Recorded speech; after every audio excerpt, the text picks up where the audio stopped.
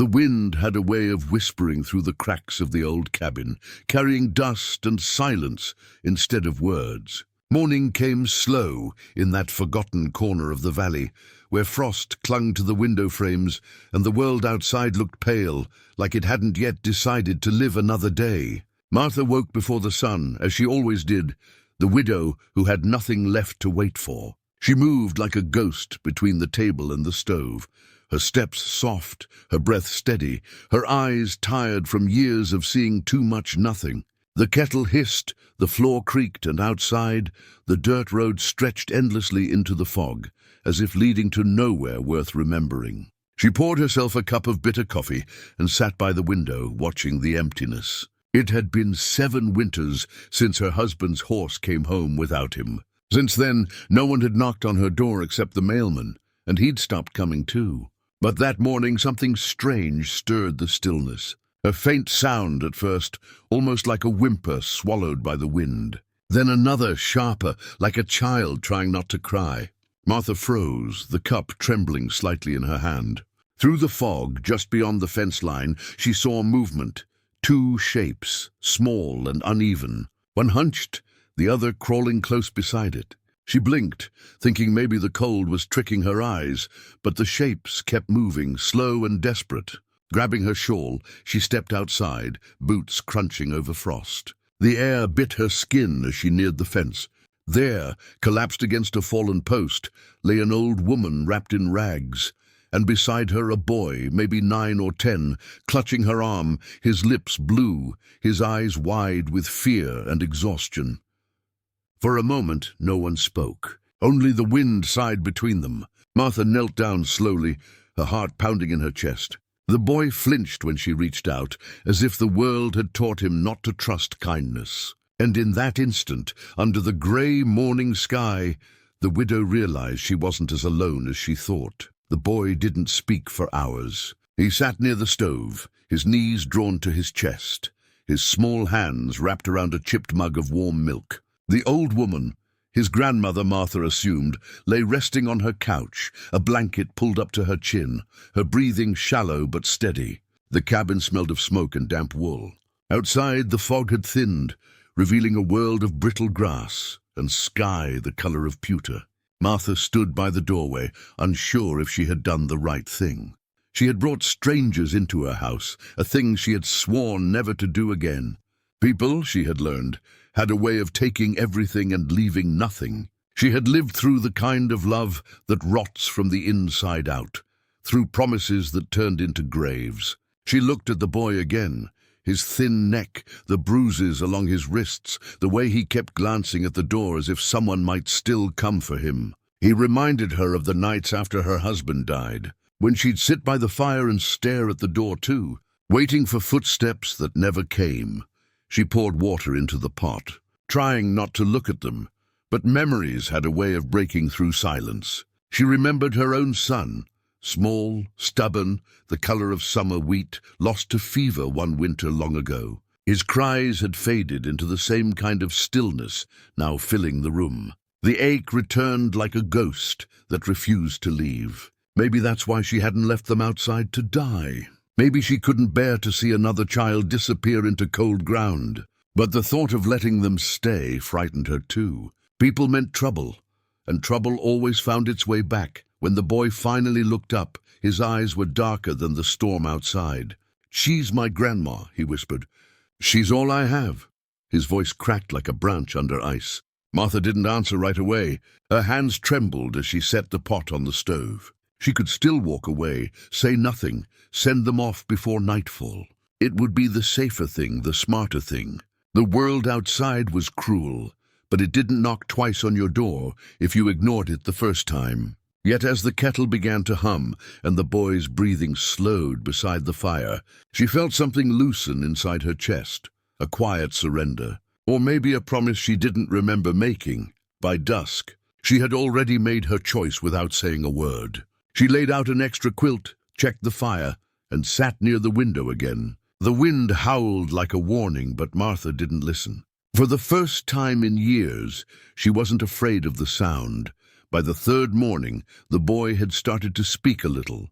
His name was Eli, and he told stories in pieces, as if every word cost him breath. His grandmother's name was Ruth, and though she seemed fragile as glass, her eyes burned with the same fire Martha once saw in herself long ago.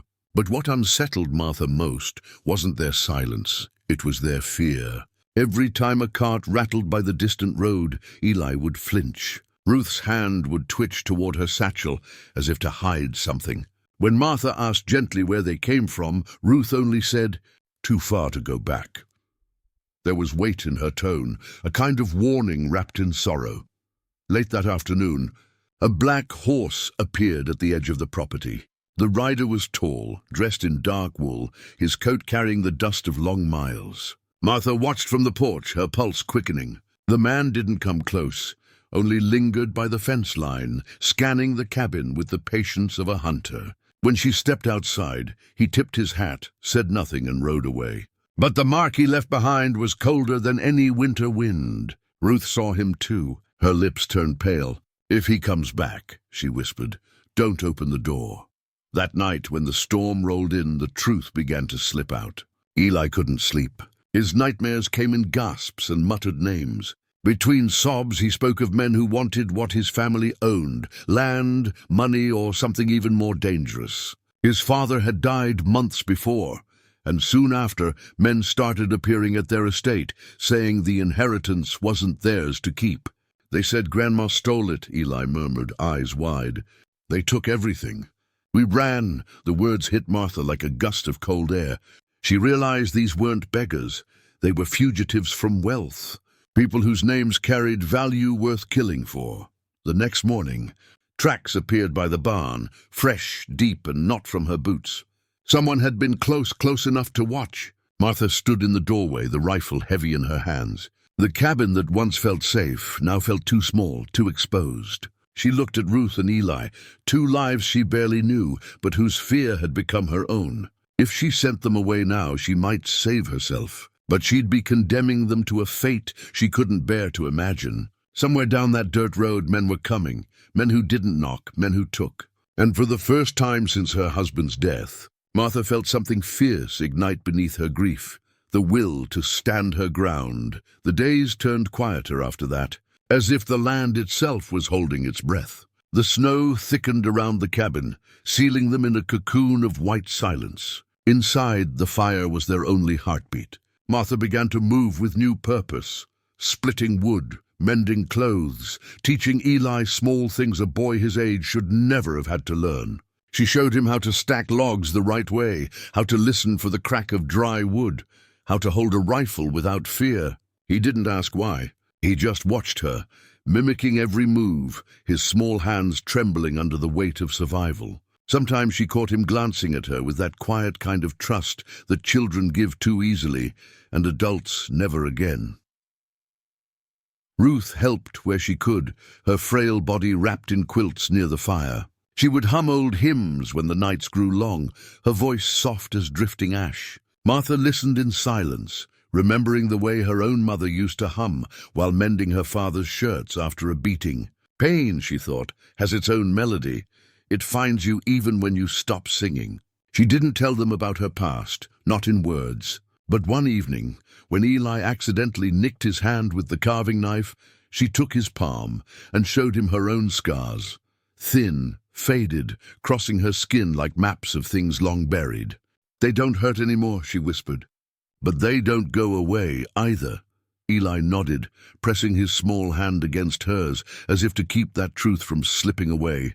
They began to share a rhythm. Mornings filled with quiet chores, afternoons with the sound of Eli laughing at the chickens, evenings with the soft scrape of Ruth's spoon stirring stew. It wasn't much, but it was something close to peace. Martha felt herself softening in places she thought were stone.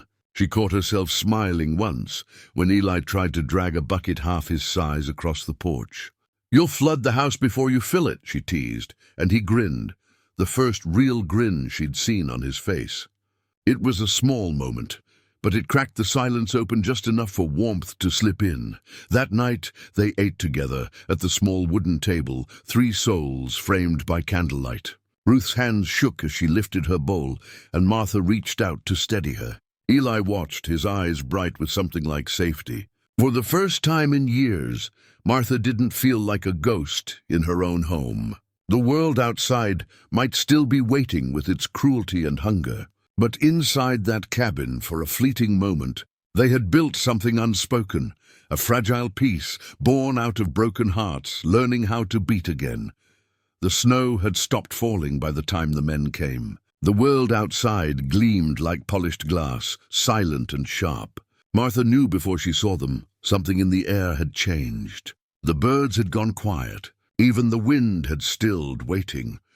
From the porch, she saw 3 riders cresting the hill, their horses snorting steam into the cold morning light. They moved with purpose, slow and deliberate, the way men do when they know fear rides with them, but not against them. Behind her, Ruth's voice broke the silence. "They've found us." Martha turned, calm but pale. Ruth was standing now, trembling, her strength burned up by dread. Eli clung to her skirt, his eyes wide. Martha's mind began to race. 3 rifles, 1 gun of her own, 1 small cabin between them and the wild. "Go to the cellar," she said, her tone firm, almost gentle. "Take the boy." Ruth hesitated, but something in Martha's eyes told her not to argue. As they slipped into the trapdoor beneath the floorboards, Martha loaded her husband's rifle for the first time in years. Her hands didn't shake. The sound of the metal clicking shut felt like memory coming home. When the riders reached the gate, the one in front, a broad man with a scar running down his cheek, dismounted and called out, "We're looking for a woman and a boy. They stole something that ain't theirs." Martha stepped into view, her shawl wrapped tight around her shoulders. "Ain't nobody here but me," she said, voice steady. "You can turn around." The man smiled the kind of smile that doesn't reach the eyes. "We can do this easy, ma'am. Or we can do it our way." He took a step forward and Martha raised the rifle. "This is my land," she said softly, "and nobody walks in uninvited." For a long, tense moment, no one moved. Then the crack of her shot split the air. The man stumbled back, his hat flying off as the bullet grazed his ear. Chaos followed, shouting, boots crunching in snow, the smell of gunpowder thick as smoke. Martha ducked behind the porch post, firing again, forcing them to scatter. Inside, Eli clutched Ruth's hand, tears streaking his dirt-smudged cheeks as he heard the storm of violence above. When it ended, the silence was heavier than before. 2 men rode off into the fog, dragging the wounded one between them, but not before he turned and spat words that froze Martha to her bones. "You don't know who they are, do you? That boy you're protecting, heir to the Caldwell fortune. You think they'll let you keep him?" Martha stood motionless as they vanished down the road. Behind her, Ruth emerged from the cellar, eyes full of tears. "You didn't have to do that," she whispered. Martha looked at the blood in the snow, then at the boy trembling behind her. "Yeah," she said quietly. "I did." The storm had rolled away by dawn, leaving the sky bruised with gray and gold. Smoke still lingered from the gunfire, curling from the porch where Martha had stood her ground. The snow around the gate was marred with prints and blood, half covered by the wind's fresh sweep. She moved through the silence like someone walking through a dream, her rifle hanging loose at her side, her breath shallow and white. The threat was gone, for now, but something in her chest refused to believe it was over. Ruth sat by the fire, pale and trembling. Eli slept beside her, wrapped in Martha's old quilt, his small face turned toward the warmth. Every once in a while, his body twitched, as if still hearing echoes of the shots. Martha knelt beside them, touching the boy's hair gently, her fingers rough and careful.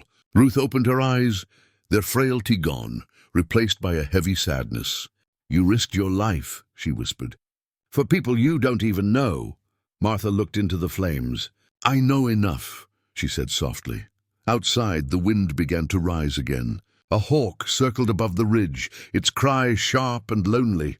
Martha stepped out onto the porch once more. Her husband's hat still hung by the door, gathering dust. For the first time in years, she took it down and put it on, the brim shadowing her eyes. She walked to the edge of the fence where the snow had turned red and knelt there, pressing her hand against the cold ground. "It's done," she murmured. though she wasn't sure if she meant the fight or her fear. By evening, Ruth insisted they couldn't stay. "They'll come back," she said, her voice thin. "They always come back." Martha didn't argue.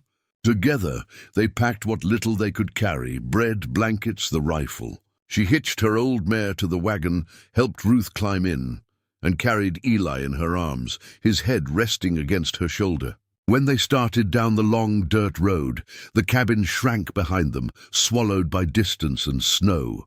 The world was wide and uncertain again, but something inside Martha had shifted. She glanced back only once, at the small cabin that had once been her prison, now a graveyard for her loneliness.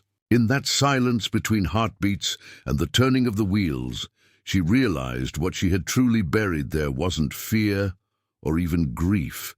It was the version of herself that waited for someone else to save her. Now she didn't need saving.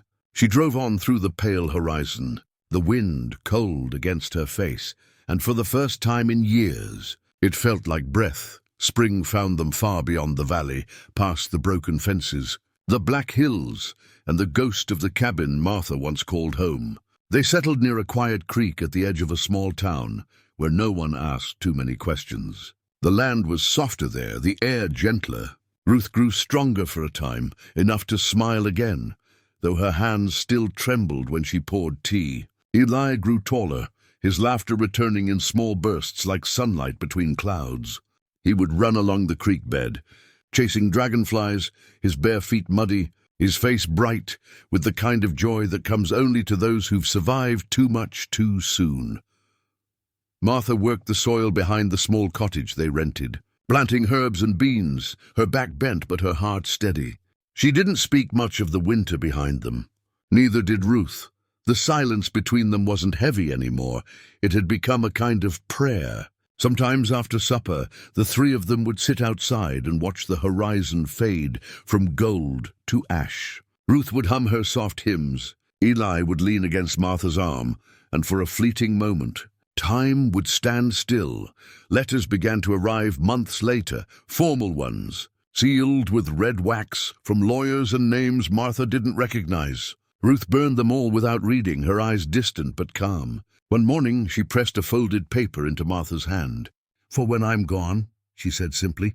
A few weeks later, Ruth passed away quietly, her face turned toward the open window, the morning light spilling across her pillow. Eli wept in silence, and Martha held him until the crying stopped. Then she opened the letter. Inside was a deed to the land they lived on, signed in Ruth's name, gifted to her. Beneath it, a single line written in a trembling hand, "For the woman who gave us shelter when we were only ghosts." Years later, Martha would stand by that same creek, grey hair loose in the wind, Eli grown tall beside her. The world had taken much from her, but it had also given something back, something she never thought she'd have again. As the sun dipped below the hills, she whispered to the fading light, "Sometimes the richest hearts are the ones that have lost everything." And the wind carried her words away, like the last note of a song that never really ends.